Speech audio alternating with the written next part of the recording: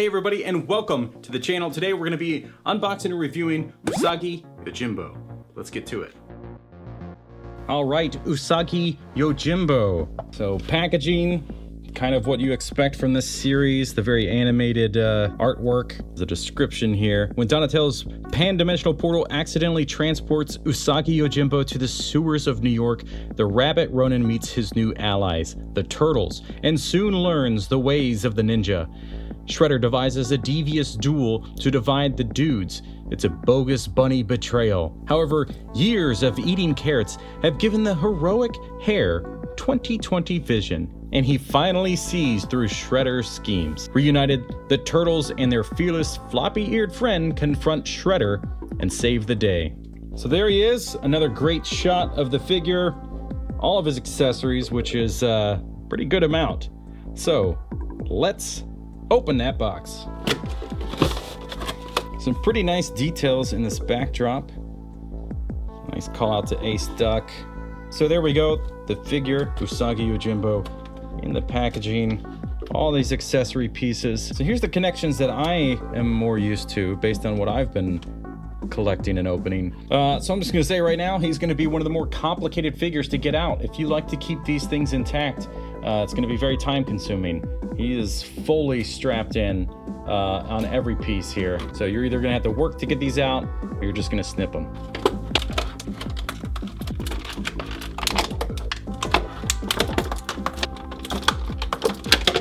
All right, wow, what what a nightmare getting him out of that box. Okay, so quick overview. I mean, the figure looks great.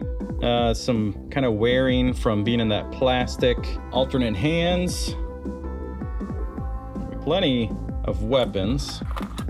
His hat. And then what's in here? So really, this figure comes with so much stuff. So details, Usagi Yojimbo. Obviously the texture of the hair is very nice. Coloring on this whole thing is just, it's really good. It does very much feel like a cartoon come to life as far as a figure goes. I mean, this is, it's NECA, so you kind of expect some good stuff, but this is all still pretty new for me. I've only been doing this since August of 2022 when I found the movie figures. So I'm always excited to see something like this with all the details and the nostalgia factor. The detail pieces of all of his accessories. Nice strap in there. I mean, even the details on the underside. This little guy, look at that.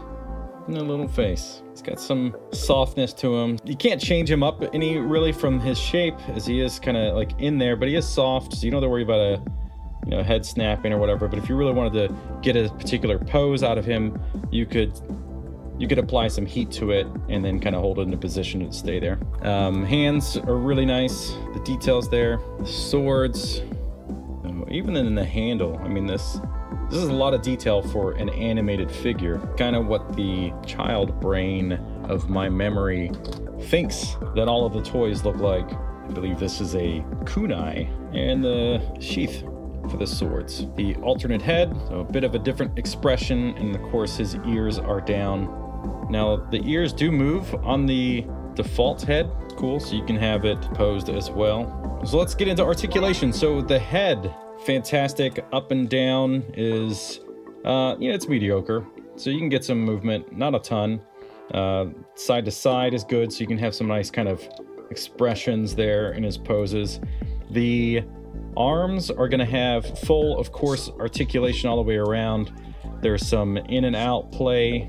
The elbows are pretty good considering how much is going on here. So you can get full elbow movement here.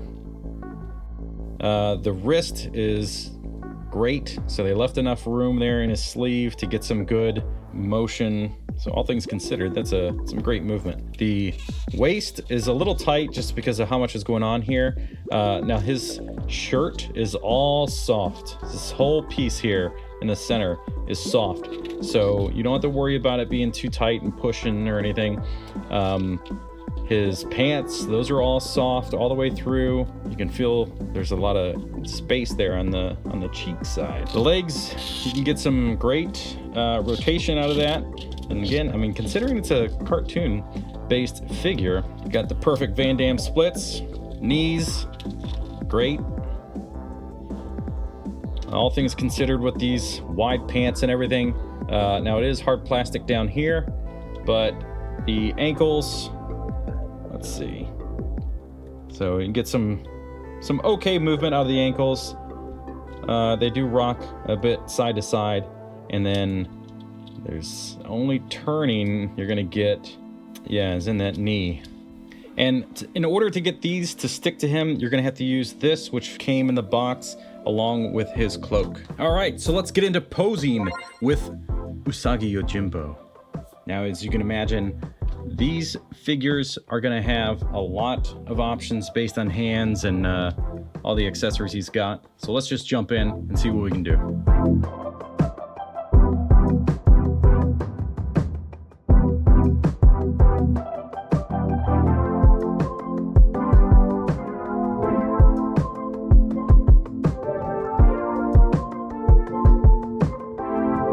And there you can have him even as a Sith Lord, or you can say he's a Jedi. But look at that. Even the cloak has a little bit of wire in there so you can change the shape. So there you have it. I think with Usagi Yojimbo, it's just, if you're questioning whether or not to get this figure, I hope this clarifies that this is definitely one to put on your shelves or collect in the box, but you're not gonna do him justice if you keep him in the box. Now, as far as details, we're gonna go, I mean, this is an animated series and you got a lot of details in this. We're gonna go 5 out of 5 on the details.